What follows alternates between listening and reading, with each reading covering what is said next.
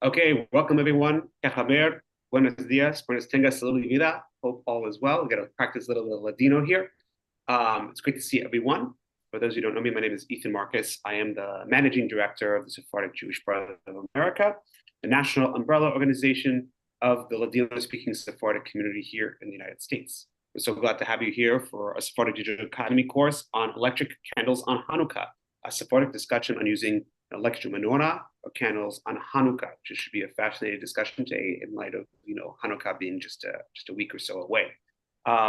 Just as a reminder, this is a part of our wonderful Sephardic Digital Academy, a host of all different kinds of programs ranging from Sephardic Torah perspectives, halacha, Latino language and culture, Sephardic history, Torah, cooking, and so much more. If you're interested in learning more about our online digital academy or all other community events, please check out our website, sephardicbrotherhood.com. It's really a pleasure to be with us today. Our educator, Rabbi Yosef Zarnegian, who is the rabbi at Congregation Mikveh Israel, which is one of the oldest congregations in the United States. It's also known as the Synagogue of the American Revolution, dating back to 1740, and is a proud affiliate congregation of our community nationally. So without further ado, it's really an honor and pleasure to introduce Rabbi Zarnegian whenever you're ready. Bechavod. Thank you, Ethan. It's an honor to be with you. And I want to just preface by saying that at Mikveh Israel, the joke always goes, how many Spanish and Portuguese Jews does it take to change a light bulb? And the answer always is, of course, none, because we don't change. And not much has changed, considering the fact that already in Spain and certainly in the Americas, we did not make use of electrical Chanukiot. By the way, the term that Sephardim have traditionally used to refer to the Hanukkah lamps is Hanukkah. The lamp itself is also referred to as a Hanukkah. So the topic that we have today may seem somewhat obscure, perhaps irrelevant to most of us, as most of us still have the practice of our parents and grandparents to use actual candles, full-fledged candles, to light the Hanukkah on Hanukkah, right? Chacham Yosef Mesas, we'll go into a brief biography of him and analyze a teshuvah that he wrote on the topic, points out to us that the question very much is relevant to us. And as a matter of practicality, I can tell you that the question comes up most notably in two common scenarios. Number one, in hospitals and public buildings where the policy is to forbid the use of flames in the facility. This question it goes without saying, it has to be dealt with. And it also comes up, unfortunately, lo alenu, it's a horrible reality, but it is the reality that we hear stories of house fires that occur almost every Hanukkah. We pray that more often than not, it's not due to negligence and it's just due to an unfortunate accident. But these events occur because the candles are not properly supervised. And especially for those who have young children, where they may be wild and rambunctious, they can tip over the candles, and God forbid, that can also lead to things. On a personal account, we had a Hanukkah miracle in my own home where we had the candles lit, and this is maybe 10 or 12 years ago. And the table that the candles were resting on was a glass table of sorts. Something happened. We don't know what happened, but something happened that caused the Hanukkah to tip over, and it caused the glass to shatter due to the heat. The fire spread. It burned part of our Persian rug, but thank God the Persian rug was of good material that prevented it from spreading any further, and Baruch Hashem, we arrived home and we put out the fire. So electric candles are very much a practical reality that needs to be discussed and needs to be weighed. So with that in mind, we are going to jump to our source sheet over here. Now, a little bit about Chacham Yosef Mesas. He was a tremendous Talmid Chacham. There was a particular publication, I won't say who, an Ashkenazi publication that once referred to him in an opinion that he issued with some contempt, referring to him as, quote, an obscure North African rabbi. And I was very, very hurt when I saw this, because please, at least give us some credit. He could have at least referred to him as being a Moroccan rabbi, but he didn't even get that credit. So it's our duty as Sephardim to not only go back to our Chachamim, our rabbis, and to give them the light of day that they deserve, but to also be proud of it and to investigate and learn their teshuvot and the Torah that they have to share, so that we're not caught off guard by things like this.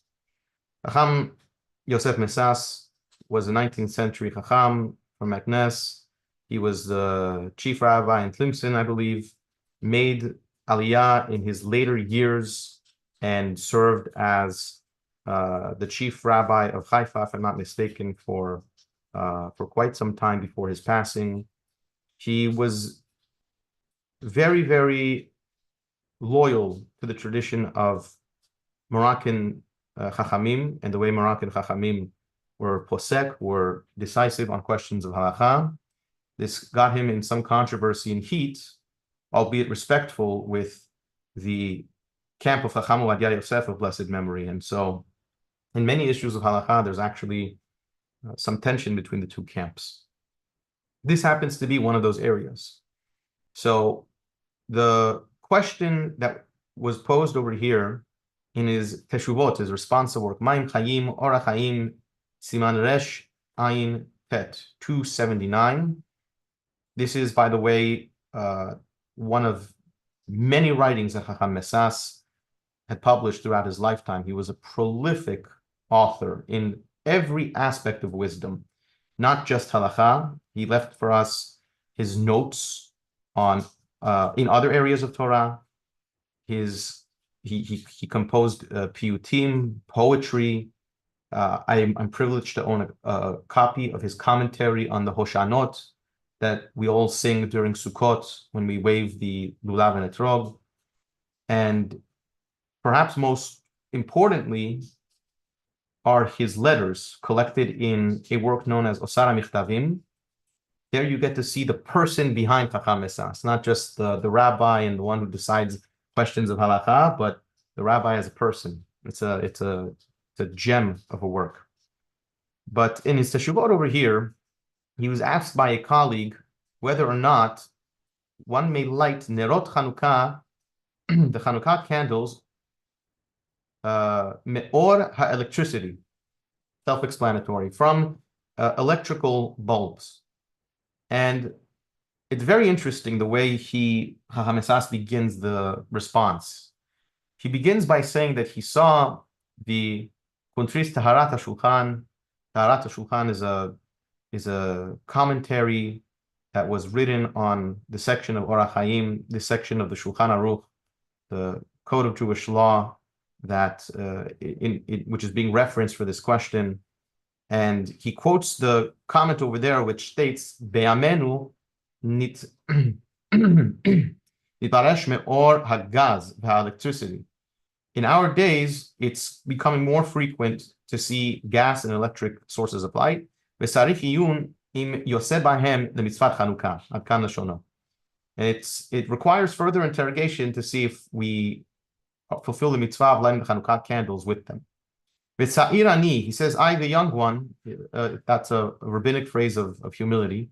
Lo yadati madua sarich iyun. He says, I don't know why you have to look into this. What kind of a response is that? V'lo yeh hayeter pashut. Isn't it obvious that it's permissible to use the electric candles? Parenthetically, I just want to reiterate that it's not so obvious, because many of Chacham Messas's contemporaries and even predecessors, Harav Uziel, for example, famously did not allow them. He was opposed to using the electric candles for Hanukkah. Many of his contemporaries also did side with him. So this was an area of some debate. But to Chacham Messas, it was abundantly clear that one may use these electric bulbs for the purposes of lighting Hanukkah candles. And he gives you a couple of reasons why. If you're going to tell me the reason is because you need to have full-fledged wicks in the Hanukkah candle, as the halakha describes, we'll get to that in one moment. The halakha stipulates that all wicks are permitted to be used for Hanukkah candles.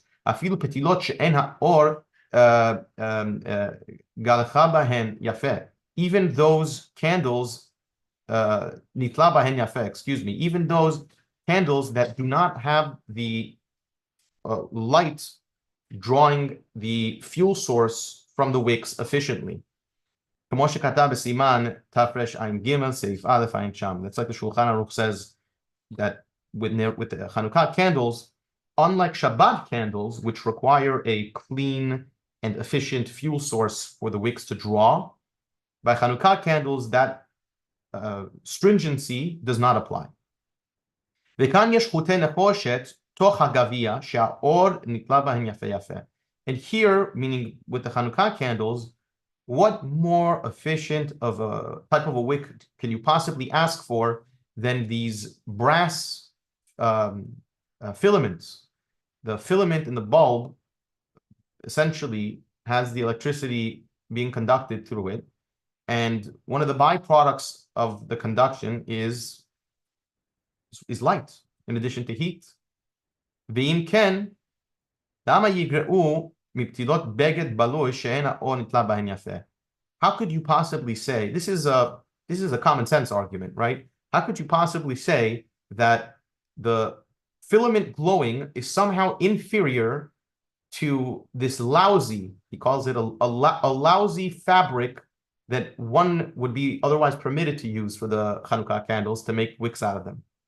Now you're going to tell me, oh, Rabbi, it has nothing to do with the quality of the light, but it has to do with commemorating the nature of the miracle of the oil. By the way, as a side point, the famous story that we're all taught in Jewish day school in yeshiva, that the miracle of Hanukkah comes to commemorate the oil lasting for 8 days instead of 1, is actually a source that comes much later in the rabbinic literature. If you take a look at the earliest accounts of the Hanukkah story, whether it's in the book of Maccabees or in Megillat Ta'anit that the rabbis published to relate the days where the Jewish people do not fast, or in the Talmud Yerushalmi, you will not find reference to this alleged miracle. It only appears in the Talmud Bavli, in the Babylonian Talmud, so many 100 years later after the events occurred. That's not to say that this miracle did not occur. Maimonides Harambam, for example, records this as one of the main miracles that occurred on Hanukkah, but it's certainly not the only miracle. At any rate, Hamesa says that, Rabbi, you might say we want to commemorate the nature of the miracle of the oil. So he says, Gam ze eno, you can't use that as an excuse. Sheharei b'mdinot Ashkenaz nahagu lahadlik benerot shel sha'ava. Everybody knows in the Ashkenazic regions of the world, in Europe, they used to use, and they still do use, wax candles, stick candles. Mipnei she'oran salul kemo shemen. Because everybody knows that industrially refined wax burns as clearly as does olive oil. I've compared the two. I happen to think olive oil, if done right, actually burns maybe a little more clearly, but both are very efficient sources of light. In the comments of Moreno Rabbi Moshe Isserlitz, the Ashkenazi glosses on the Shulchan Aruch, he relates this custom that in Ashkenazi communities, this is what they do. And so that has nothing to do with commemorating the miracle of the olive oil, right? Because otherwise, the halakha should have stated that you can only use olive oil to light the Hanukkah candles. The halakha doesn't say that. It says you can use any form of light. The primary function and requirement of the Hanukkah candles is for them to be of clear light. In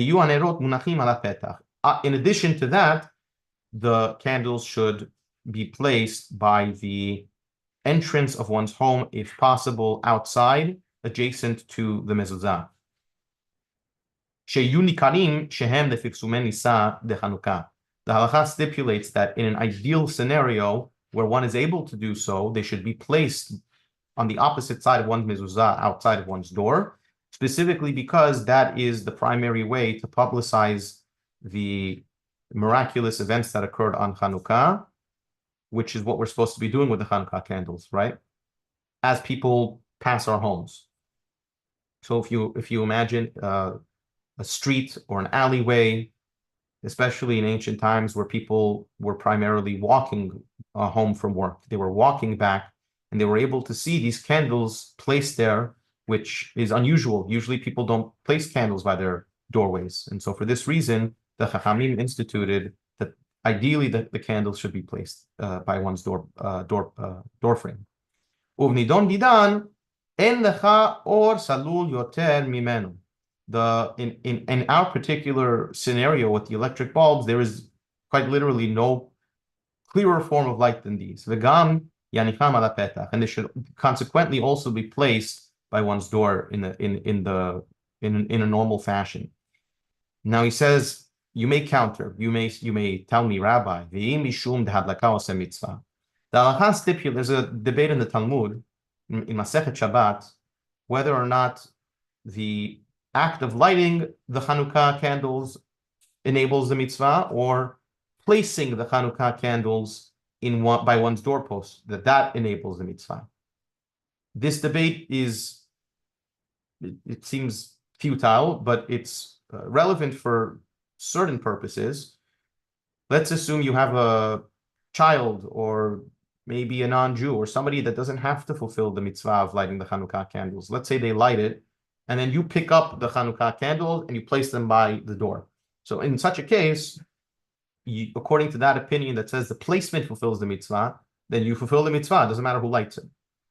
But Rabbi Mesa says the primary opinion that we follow is that the lighting of the candle is what enables the mitzvah. So if you tell me that, how are you going to possibly light these electrical bulbs? They're light bulbs. He says, Gam po yesh hadlaka v'chibur. He says, I don't know what you're talking about. Have you ever turned on a light bulb? The filament glows very brightly. It produces heat. V'lachen asur lahadliko chavuto b'Shabbat v'Yom Tov. He says, consequently, that's why it's forbidden to turn them on and off on Shabbat and Yom Tov. Another side point to this is Chacham Esas, like many other Sephardic rabbis, was adamant about the position which he held regarding turning on and off light bulbs on Yom Tov. If I recall correctly, Rabbi Mesas was one of the rabbis that permitted them, but here, although he's not so clear in his language, but he's alluding to the fact that, in his opinion, while you may be permitted to turn on light bulbs on Yom Tov, for example, on Pesach, on Rosh Hashanah, on Sukkot, etc., you would not be permitted to turn them off, just like you wouldn't be permitted to extinguish a fire on Yom Tov, even though you're allowed to ignite a flame on Yom Tov in most scenarios. So he says it's from the point of view of law, the light bulbs carry the full status of fire. Maybe from a chemical point of view, that's not true, but for the purposes of Nerot Hanukkah, you have ignition and you're able to extinguish them. And consequently, he says, and he says, as a consequence of this decision, one would also not be permitted to turn off the lights prior to the time required for them to be on at nighttime. This is approximately, give or take, well, for our purposes, we'll say 30 minutes, roughly 30 minutes from the period, few minutes after sunset until 30 minutes or so thereafter. So that's the end of the teshuvah. Of course, the discussion doesn't end here, but I want to point everybody to another work that Chacham Esas authored. This is an entire work he wrote just on Hanukkah. It's exclusively devoted to Hanukkah. The work is called Ner Mitzvah. I have to give credit to my dear friend Rabbi Yonatan Halevi from San Diego, who went to the trouble of typing up the entire excerpt over here. I removed some portions of this passage for the sake of time, where he goes on at length to prove his points, but the main points that we are going to focus on today are still here. Mesas decides to double down on his position, and he says not only are the Hanukkah candles allowed to be of an electrical source, he claims that it's quite possible that in the, God willing, in the future redemption of the Jewish people, that the third Beit HaMikdash will be using an electrical menorah.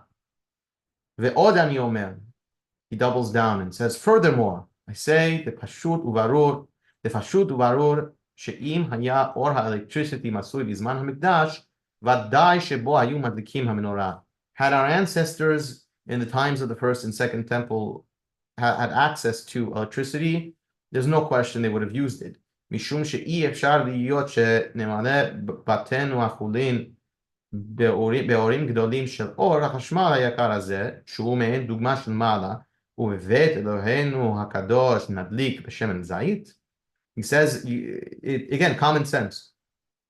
The advent of electricity creates an ample light source that is basically equivalent to sunlight. It's like it's broad daylight in your rooms. What better light source could you possibly ask for? And if that's the case, where even on the cloudiest of days, you're going to have full brightness in one's room, in one's home, with electrical bulbs, you're going to tell me that we're going to use them for mundane purposes in our own homes, but in the house of HaKadosh Baruch Hu, the creator of the universe, we won't use them? Does that make any sense to you?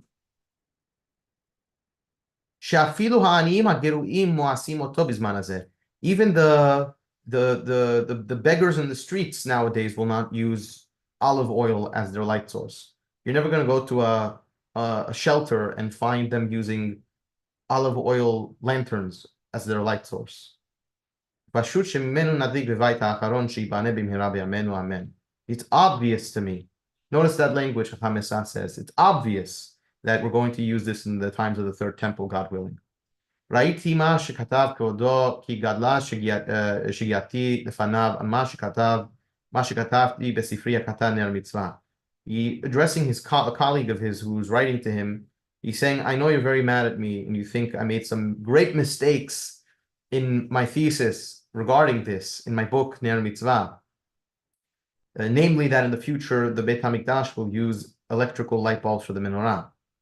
And he addresses his friend and tells him that you accuse me of heresy, of kefirah, because it goes against one of the principles of our tradition that Harambam and many others relate, Shat Torah lo tishtana b'shum zeman. And we fully subscribe to this, of course. We believe as Jews that the Torah does not change with time. We're not like other religions that they morph and bend certain values depending on the contemporary trends of that particular generation. No, we as Jews, we stick firmly to the core principles of our ancestors, our ikarim, our foundations and axioms as Jews, no matter the generation, no matter the era. And one of those axioms, one of those principles of belief is that the Torah never changes. So he says, I'm going to tell you, Al ze ani omer, about this I say, Yimchol kevodo haram. May God forgive you, my good sir. Ki harbe teshuvot yesh badavar. There are many replies that I can provide to you regarding the fact that the Torah was not specific in its description of the menorah making use of olive oil. The theory that Chacham Esas is going to propose,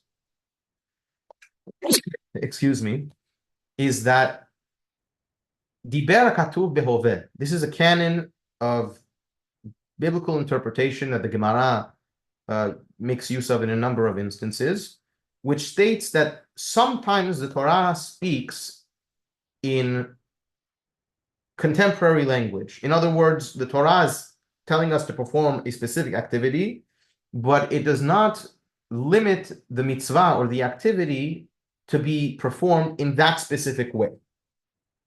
Yeah. So, for example, in our particular case over here, Chacham Esas proposes that the Torah does not mean to literally restrict the fuel source of the menorah to olive oil and nothing else. It just happens to be olive oil was the best fuel source that existed in the days in biblical times and up until modern history, right? So he says first and foremost, regarding the dimensions of the future Beit HaMikdash, the book of Yecheskel, the prophet Yecheskel, gives us totally different dimensions than what we find in the book of Divrei Hayamim and Melachim, where in these books of the Tanakh, in these books of the Bible, the Shlomo HaMelech, King Solomon, gives us a totally different set of dimensions. He says, Sha'arei Ketiv Sham in Yecheskel, gives you one example. There happen, by the way, there are many changes that exist in the book of Yecheskel compared to the first temple, compared to the first Beit HaMikdash. But one example he provides is Hamizbeach Etz Shalosh Amot Govha Ve'orko Shetayim Amot. The future altar in the Beit HaMikdash will be 3 by 2 cubits, right, in Amam, roughly arm's length. And he says, V'zeu, this is in reference to the Mizbach HaZahav, the gold altar Shehaya V'Echal, that's in the inner chamber of the Beit HaMikdash, where they would offer the ketoret, the incense. Ha'arei shemakom shel zahav her'u shel etz. First change he notes is that the inner altar is appropriately called the Mizbach HaZahav, the golden altar. And here, Yecheskel is telling us it's a wooden altar, it's not a golden altar. Now you're going to tell me, Ve'af shegam she'asa Moshe haya shel es, rak metzupeh zahav. Even though you may retort and say that the biblical, the Mizbach HaZahav from the Torah, the original inner altar, was also made of wood, but it was coated with gold. And you might say that the vision that Yecheskel had only showed him the main component of the altar, which is wood, and not the coating. And he says there's some opinions that say that, but he says that goes against the opinion of Rabbi David Kimchi, Agaon Mivilna, Ashkenazi and Sephardic rabbis, right? And it's also against the simple reading. The simple reading is that this was a full wooden altar. It was not just the inner layer that he was seeing. And he says, even if you want to dismiss that, the dimensions are different. Because in the Torah, the Torah tells us, Amma orko ve'ama rochbo ve'amatayim komato. It's 1 by 1 by 2 cubits. Not 3 by 2, like Yecheskel says. And Hamesas points out that Malbim points out that this is one of many. Malbim is one of the 19th century commentators on the Torah and the Nevi'im. He was a very famous Ashkenazi commentator. And he writes that this is one of many examples of future changes that will occur in the dimensions of the Beit HaMikdash that did not exist in the first and second temples. He goes on to give you some other examples, the places where certain animals that will be sacrificed are different than in the first and second temples. Electricity, even if we say in the future they will use electrical bulbs to light the menorah, I am a Sephardic Jew. I'm loyal to my traditions. I'm loyal to our Ikarim. God forbid should we say that this constitutes a change in the Torah. I don't believe that. In other words, it's a profoundly important and foundational concept to the Sephardi mind, which is that halakha is dynamic. It's not stagnant. And while it is dynamic in many scenarios and cases, that does not constitute a change, a heresy of belief in the Torah changing, God forbid. That's not what this would constitute. Even though it may appear to you that way, that's not what this is. It's also self-evident when you look at the sources.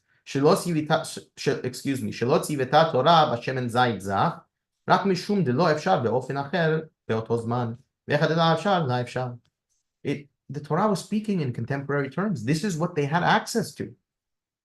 So if you're going to tell me this is what they had access to, then fine, they did the best they could. They couldn't do better, but now we could do better. So why wouldn't we propose that such a change would occur in the future?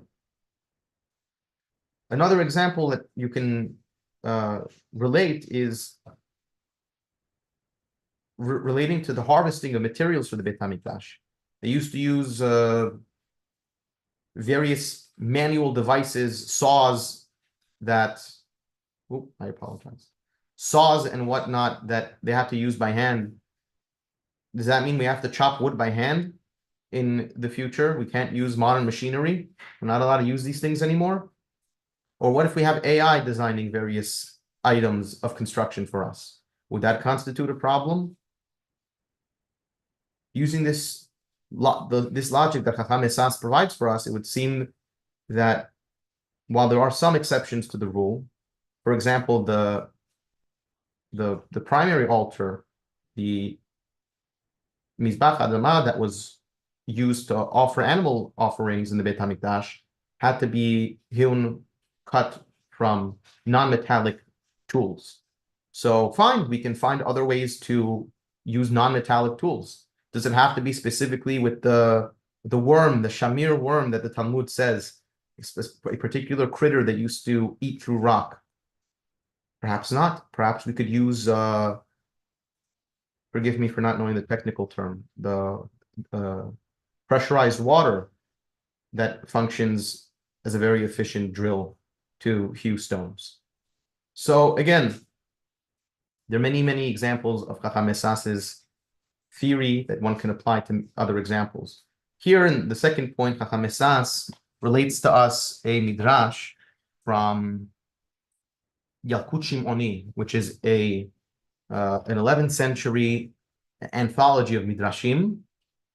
It's a very unique work because in the Yalkut Shimoni, there are sometimes midrashim that one cannot find in any other source.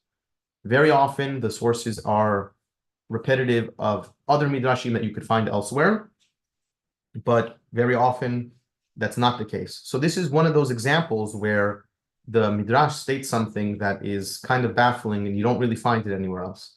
The midrash says, Amar Kadosh Baruch Hu Israel, God, metaphorically speaking, right? He tells the Jewish people, Ba'olam hazeh, here in this world, in our lifetimes, Heitem zekukim le'orosh shel Beit HaMikdash.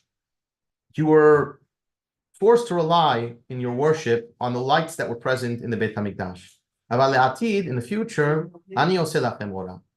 I will be your light source. Shne'emar, like it says in the prophecy of Yeshaya, V'haya lecha Adonai le'or olam. God will be in the future redemption, the eternal light for the Jewish people.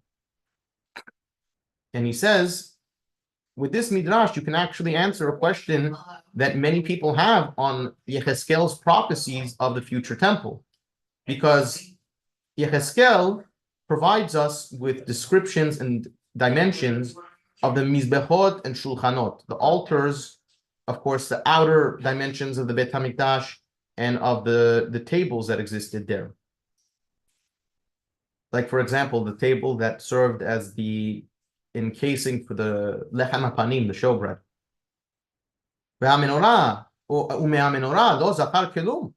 The menorah doesn't have any description in the book of Yechezkel.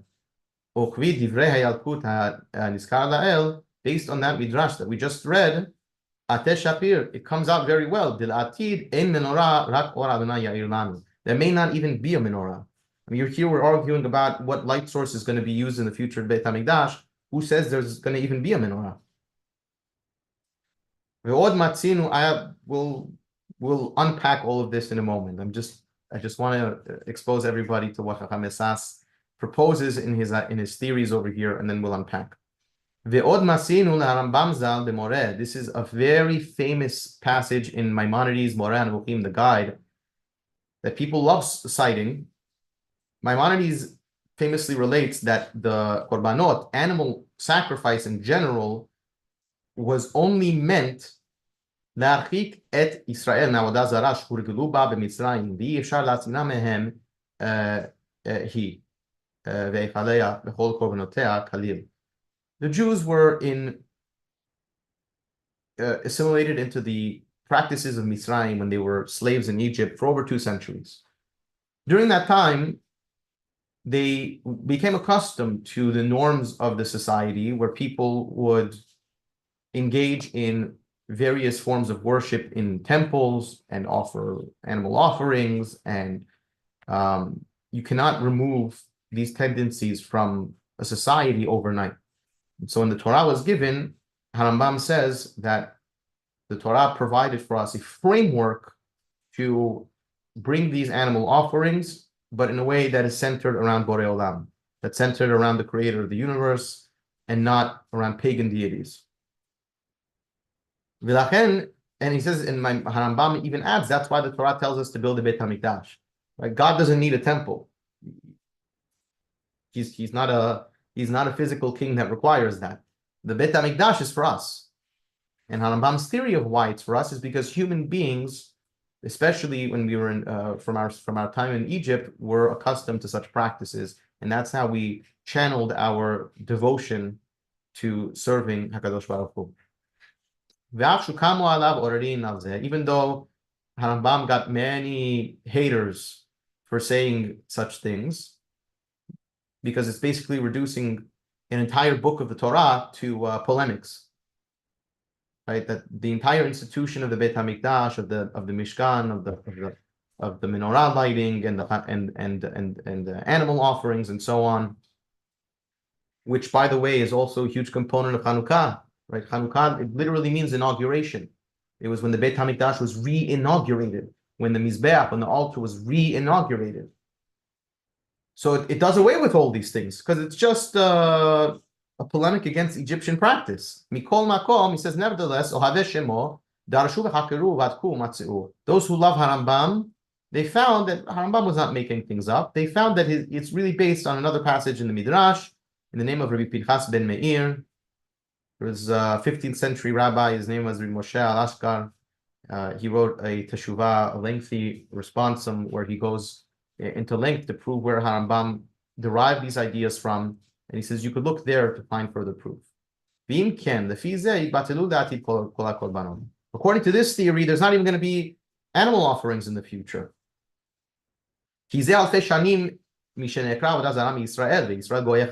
It's so many thousands of years now that the Jewish people are not involved in paganism. What kind of a Jew do you know that's involved in pagan practices of bringing goats and sheep to pagan deities?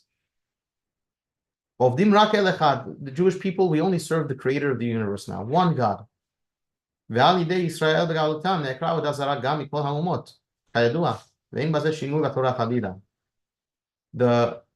Jewish people being in exile, it's a very, very optimistic approach to our exile that Chacham Esas has.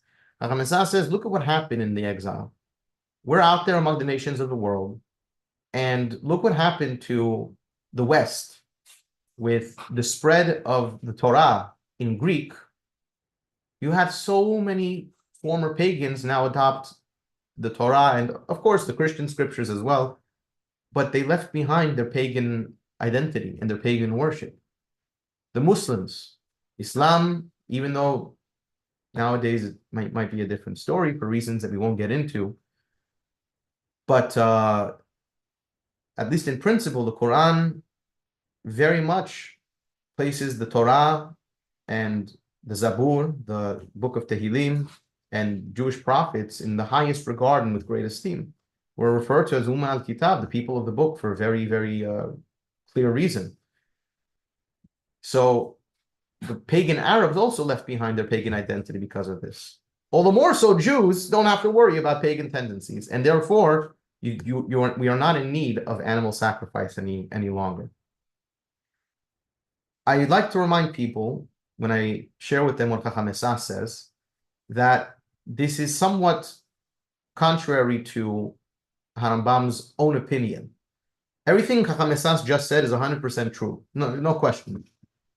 except for the fact that Harambam does not explicitly write anywhere that the pagan tendencies of the Jewish people equals no sacrifices in the future. Harambam, for example, we could look at this inside. He writes in his Mishneh Torah, if you take a look at the very end of the Mishneh Torah, Hilchot Melachim u'Milchamot, you will see in the 11th chapter, Harambam says something very interesting. He says, HaMelech HaMashiach Atid La'amod. We as Jews believe in the future prospect of a Jewish king who will arise. He will restore the Jewish form of government to its original state. He will build a Bet HaMikdash. He will gather the Jewish diaspora.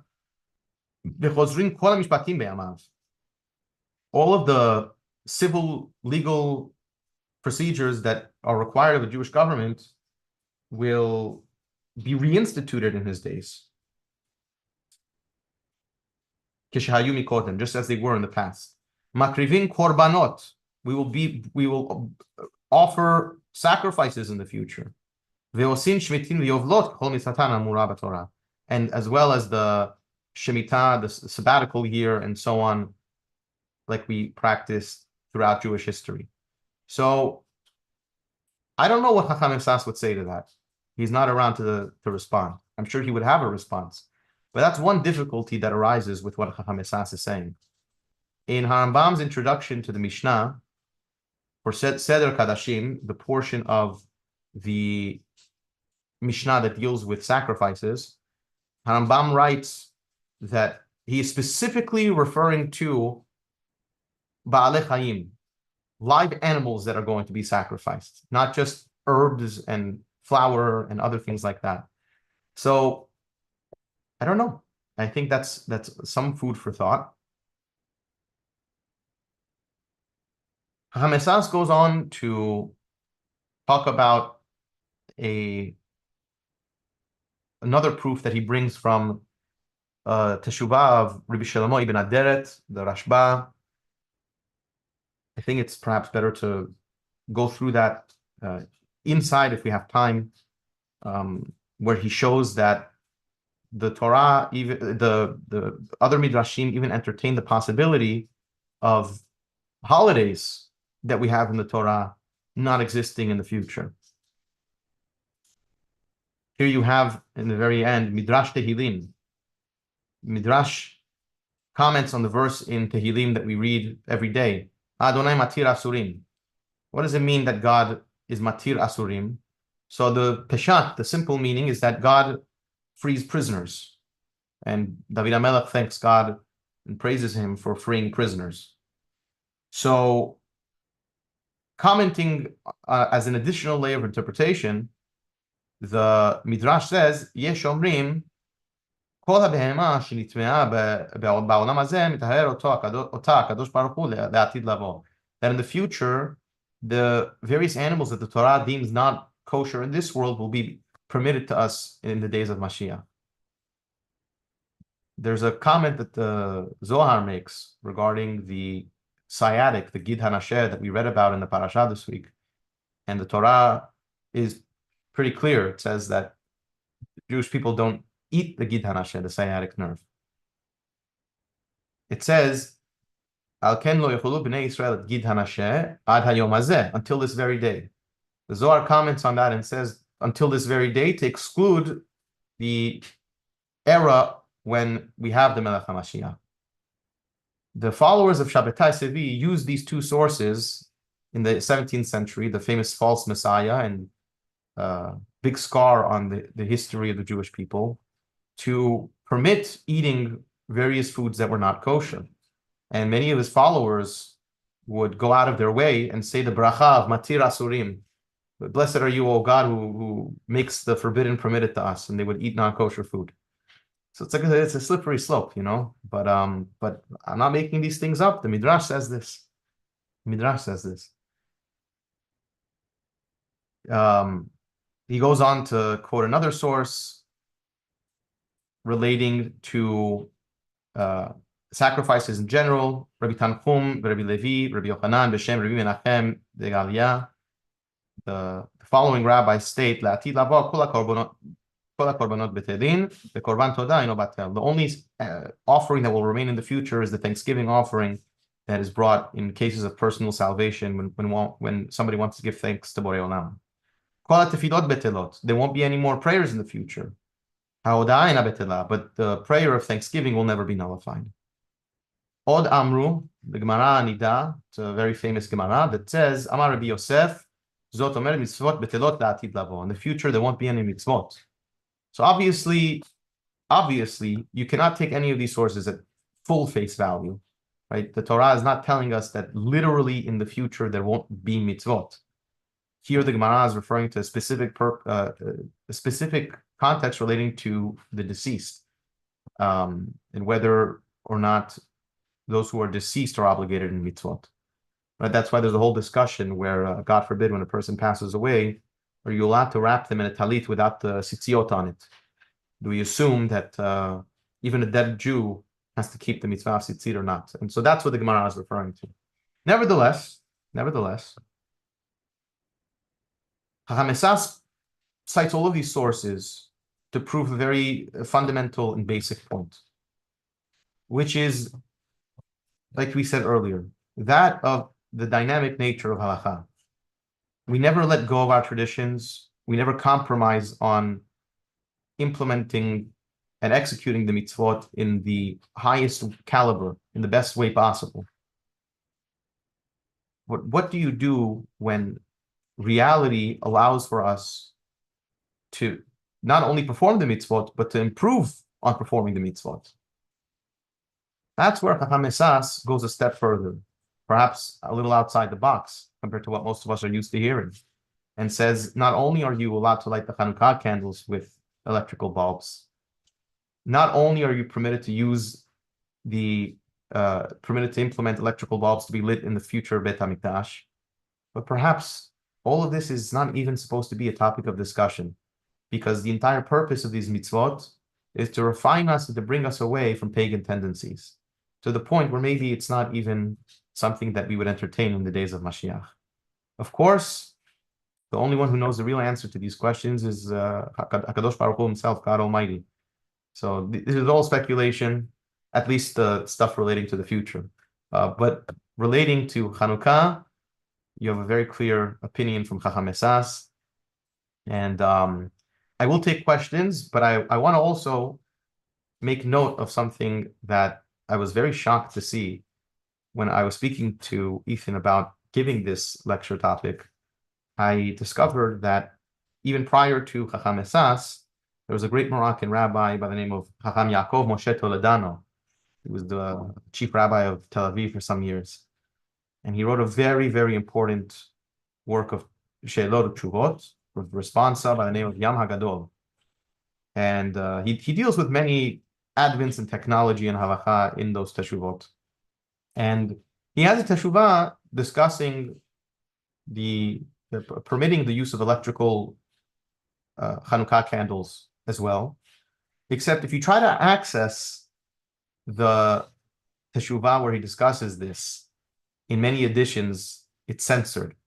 It's one of the only, I think the only teshuvah it's gone. It's just the printer decided not to reprint it. And it's crazy. I mean, it's nuts that something that's, as Chacham Esas said, so basic, can't even be entertained for discussion. Like, you don't even have to agree with him, but to at least bring it to the table to discuss, it's mind-blowing. So, in the memory of Chacham Toledano and of Chacham Esas, I found it appropriate to share these fascinating words of Torah and Halakha, whether you do or do not agree with them. Each family and household should act appropriately as they see fit. And with that, I conclude, and I will gladly take questions. Thank you so much, Rabbi. That was excellent, fascinating discussion from our Sephardic Chachamim. Especially because, frankly, it's relevant to our day, right? Like, often we'll have these kind of, people will not understand that the Sephardic Chachamim really aren't about esoteric discussion, but really discussion of issues that really affect our day-to-day, that affect our experience in Judaism. This is a really example, of how we deal with them head on rather than kind of bury our head in the sand. So Yeah. really beautiful, Chacham, really. If anybody has any questions, you can type them into the chat. We'll try to get to as many questions as we can, if you have.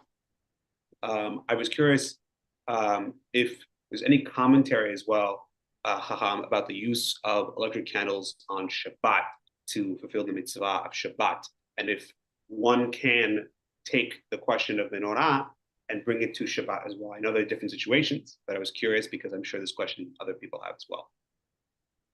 Yeah, that's a very, very good question. And most poskim are of the opinion, Sephardi and Ashkenazi alike, that for Nerot Shabbat, one is absolutely permitted to use electrical bulbs. I don't even think they're particular, like Chacham Esas was, that it be from an incandescent bulb.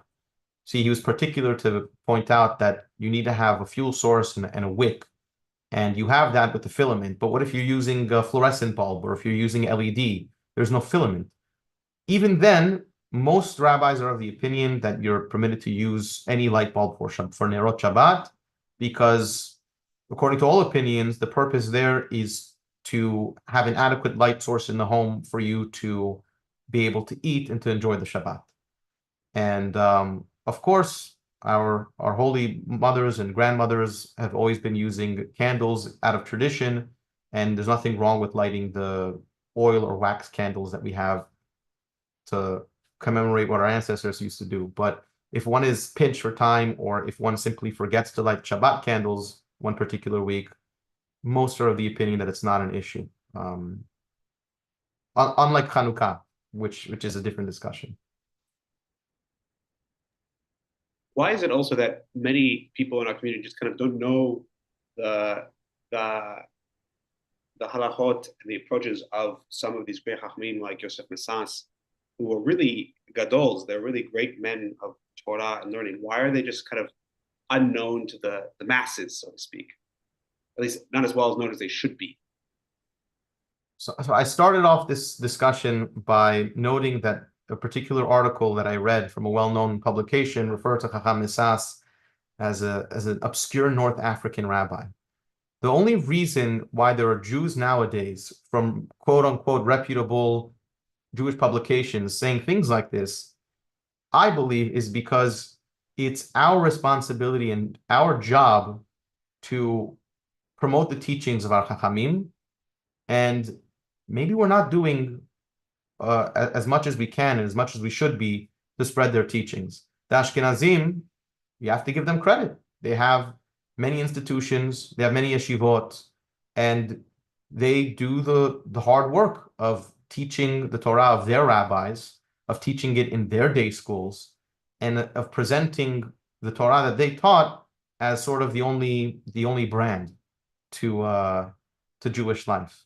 And it's not malicious. I'm not, God forbid, saying that they're malicious in their intent to sort of erase our history. It's just that it's supposed to be something that we take on, whether it's through the Sephardic Brotherhood or other institutions. We have to do a better job at teaching the Torah of our Chachamim to the world, not just among ourselves, but to all Jews, so that they are properly exposed, given the proper respect and kavod they deserve, and given the light of day so that people can evaluate their opinions, have these discussions. And so we should all take it upon ourselves to do that, whether it's with Chacham Esas's writings, or Uziel's writings, Chacham Yaakov, Rafael Moshe Toledano's writings, and so on and so forth. I don't think I could say it better myself, Rabbi. Thank you so much. It was beautifully said. With that, I want to thank everybody for joining us. A big thank you to Rabbi Yosef Zarnegian, who's always a wonderful leader and thought partner in our Sephardic community as one of our community Chachamim. If you're interested again in learning more, seeing upcoming classes we have a new roster coming up for the winter, starting in January. I mean, we have one more class this week, actually, on this Thursday at 12 o'clock about Greek citizenship. If those who have Greek or Sephardic heritage from what's today Greece and are interested in applying for citizenship to the state of, to the Hellenic Republic, Please join us this Thursday at 12 Eastern, 9 a.m. Pacific to learn more with a Thessaloniki Salonika-based attorney.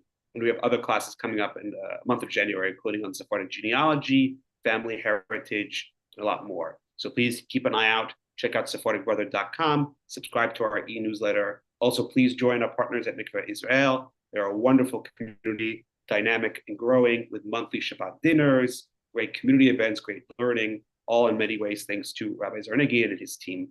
So with that, thank you all so much. Wishing everyone an early Hanukkah Allegre, happy Hanukkah.